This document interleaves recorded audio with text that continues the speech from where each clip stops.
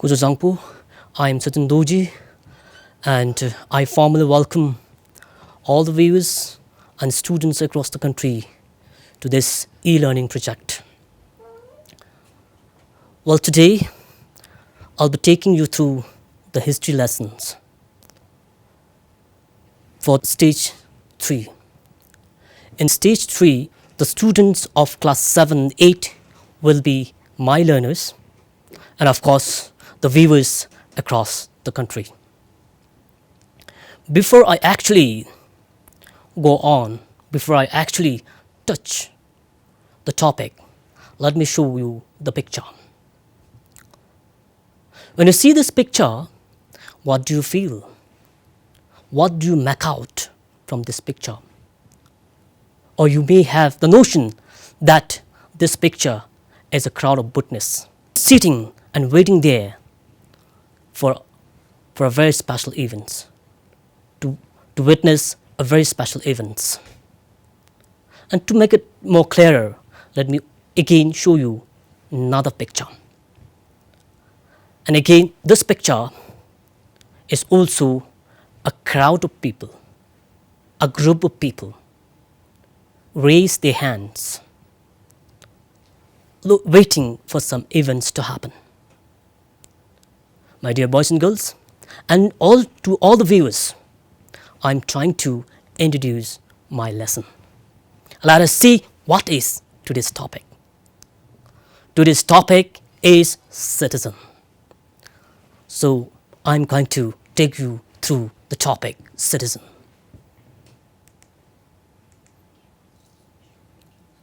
In the teaching scenario, before we actually touch the content of the lesson, we always see the lesson objectives.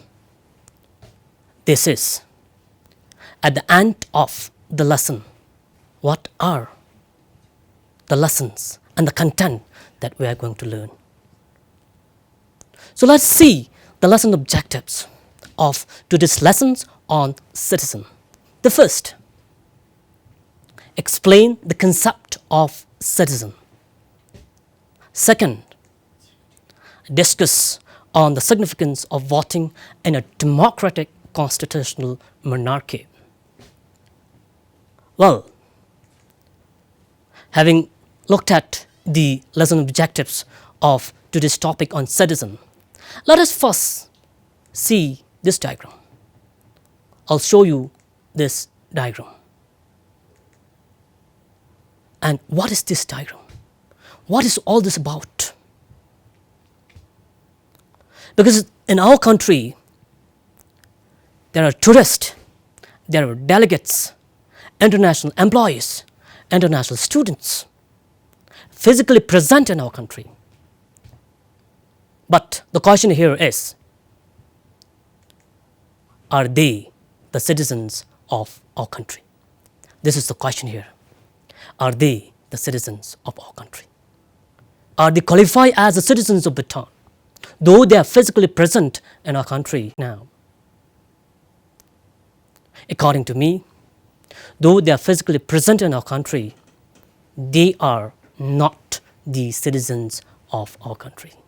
So then, if this group of people are not the citizens of our country, then who are the citizens of our country? How do we get the citizenship of Bhutan? Let us see, according to the Constitution of Bhutan, Article 6, there are 3 different ways of becoming citizenship of Bhutan. Number 1, citizenship by birth. Number 2, citizenship by registration. Number 3, citizenship by naturalization. These are the 3 different ways of becoming the citizen of Bhutan. Let us now look at one by one how do we qualify under these 3 ways of becoming the citizen of Bhutan. Number 1, citizenship by birth.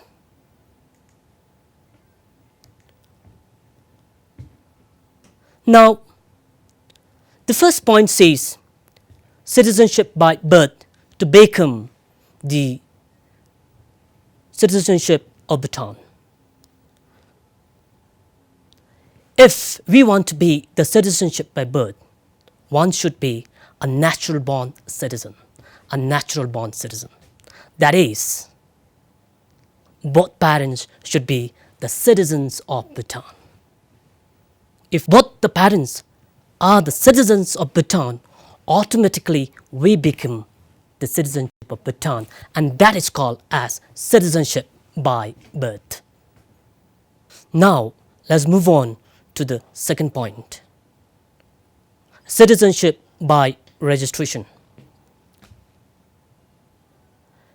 How do we fulfill or how do we get citizenship by registration?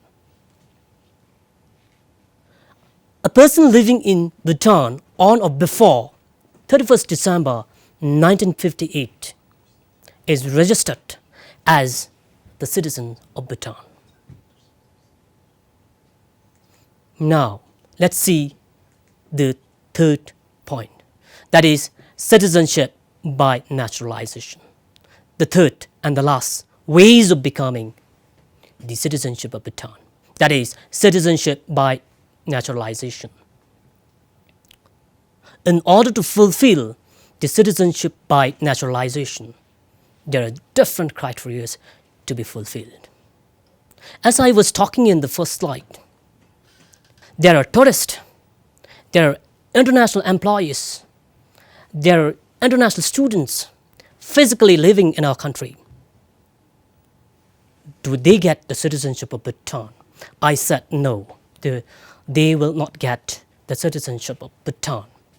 But according to this point, citizenship by naturalizations, there are some chances that these foreigners will also get the citizenship of Bhutan, provided they qualify all these 7 criteria. First, should have lawfully resided in Bhutan for at least 15 years. At least 15 years. Second, no record of criminal offenses. Third, be able to speak and write Dzongkha very fluently, our national language. He or she has a proper knowledge of Bhutan. When I say about proper knowledge of Bhutan, I mean to say that one should know the customs, the culture, the tradition of the country Bhutan, and have no records of having spoken or acted against the Sawasom. No double citizenship. When I say no double citizenship, I mean to say dual citizenship here. The Constitution of Bhutan will not accept the dual citizenship. For instance, if I have the Bhutanese citizenship and simultaneously if I have the citizenship of India, now I have the dual citizenship. So if he or she, any foreigner, want to be the Bhutanese citizen, he or she should have the dual citizenship. Finally, he or she should take the solemn oath of allegiance to the Constitution. If any foreigner want to be the citizen of Bhutan, one should take the solemn oath of allegiance to the Bhutanese Constitution. When I say solemn oath in Dzongkha, we say Kelang Damcha. One should offer the Kelang Damcha to the country. And if the foreigner fulfills all these 7 criteria, then he or she becomes the Bhutanese citizen through citizenship by naturalization. Now, having learned these 3 different ways of becoming the Bhutanese citizen, now let us look at a good citizen. Some of the attributes of a good citizen. Irrespective of these three different ways, such as citizenship by birth, citizenship by registration, citizenship by naturalization. Irrespective of these three reasons, at the end, one should be a good citizen. One should be a good citizen. So let us see what are some of the good attributes, of a good citizen. What the good citizen, how the good citizen is supposed to look like. First, a good citizen should know about the government and its procedures. A good citizen should values and promotes culture and traditions. A good citizen should protect and help maintain the environment of the country. A good citizen also shows loyalty to the country and votes honestly. A good citizen should respect the national symbols of the country. National symbols such as national flag or dress, that's go and kira, so on and so forth. All the national symbols one should be able to respect. A good citizen should exercise freedom and rights responsibly. Finally, a good citizen should obey laws and participate in the decision-making process. If all these attributes are there in the citizens of the country, then you are a good citizen. Now, the question here is, boys and girls, and all the viewers across the country, are you a good citizen? This is the question. Or am I a good citizen?